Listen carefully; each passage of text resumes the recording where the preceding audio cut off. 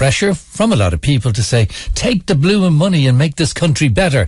But it won't be that simple. Andrew Doyle joins us from Fine Gael. Good morning to you, Andrew. Good morning, Declan. Good morning. So what's the Fine Gael point of view? Well, I think the first instance, this is unprecedented. I'm not sure that I've ever heard of this sort of scenario before, and it seems it's been brewing for quite a while on the face of it, and to be absolutely politically popular would say take the money, but the revenue commissioners stoutly disagree with the contention and the finding of the commission that Apple, and this would be one of many companies, I think Apple are more or less taken as a sample, have been given what amounts to state aid treatment by way of favourable tax over a 10-year period that this extends to. The revenue commissioners would value their own position on it. It's not political, it's strongly held regardless of who's in government, so I think there's a certain level of credibility. It stems from, I think, in the analysis of what, and trying to just sort of understand how this came about, the European Commission have come to the conclusion that taxes on 60% of Apple's global profits should be collected in the first instance in Ireland, but possibly that this 13 billion should be looked for to be spread around other European countries, EU countries, that is, where Apple are present. That hasn't been finally decided. That's certainly one imponderable. How they've come to the conclusion that 60% of their global profits should be taxed in Ireland or in Europe is something I don't. Yeah, but they have made a decision, and if we adhere to it, should we take the money? Well, what will happen is the money will, Apple and the revenue commissioners will, come to some arrangement with each other that how the money can be paid over and put into what's called an escrow account until the final process is completed. Apple are anyway going to appeal it. The government, Michael Noonan, is of the opinion that the government should appeal it. This has far-reaching implications way beyond 13 billion. It'd be lovely if it was as simple as just collect the money and reassign it. Now, it's windfall, so it probably would go off national debt if it was to be the case that it would was to stay. But that'd be great. But it's not that simple, I'm afraid. Wish it was. There are hundreds of thousands of jobs. When we have IDA and Enterprise Ireland, but IDA and others going over on trade missions and trying to encourage foreign direct investments. And don't forget, Apple are one of the biggest taxpayers in this country. They pay by way of various different taxes and through their staff, and I don't think anyone has asked their staff what they think of all of this.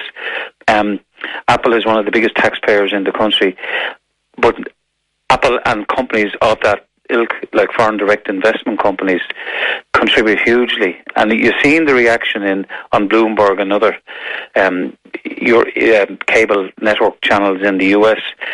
If you recall, when Barack Obama was first going for presidency, one of the planks of his campaign was that he would look to repatriate lots of American companies who were abroad and get them to base themselves so that all their taxes would be payable in the United States.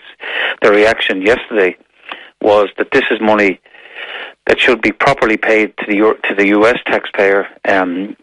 Apple's story is, whether it's right or wrong, is that it's held until tax law in the US is reformed, but the US would say they have a legitimate claim on that money as well. So there's a lot of different aspects to this that are not finally fully trashed out. So at this moment in time, you say we cannot take the money. There's a lot of the money will be put into the revenue commissioners and held in an account, but until the process is completed, it can't be spent. And anyway, if it is to be spent, it'll go to pay down national debt. Okay, so we won't get the benefit. But if it was to pay down national debt, if it was the case that 13 billion went off the national debt, that would free up money in terms of repayments on the current account side as well. So it would benefit, like, not one big bang of 13 billion, but it would certainly benefit if it was the case. But I can't say that that's what will happen. Okay, just a couple of things briefly, if you don't mind. Yeah. One is MSD is closing in Rathdrum, and yes, today a lot of people. Sad day. Yes,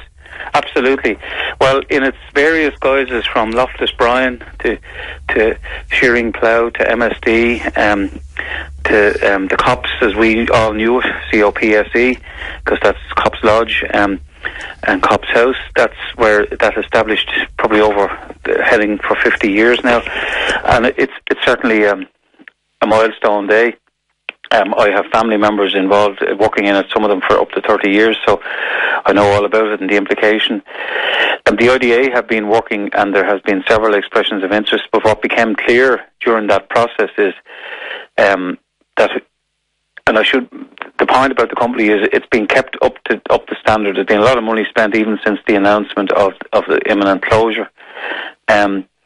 What became clear, though, during the effort to bring in a new investor was that nobody was going to buy it until it was formally closed, so that a new company, were it to come in, would re-employ and employ people on set terms set down. So it might not be the end of the... Well, I mean, it certainly has a lot of things in its favour. It's been well maintained. It's to the highest standard in the process of chemical medication and other production that it does. It has all the valid licences, which can take years if a new company was to come in and look at a greenfield site. So it has a lot of things in its favour that would make it attractive. Its location is very attractive too, we shouldn't forget.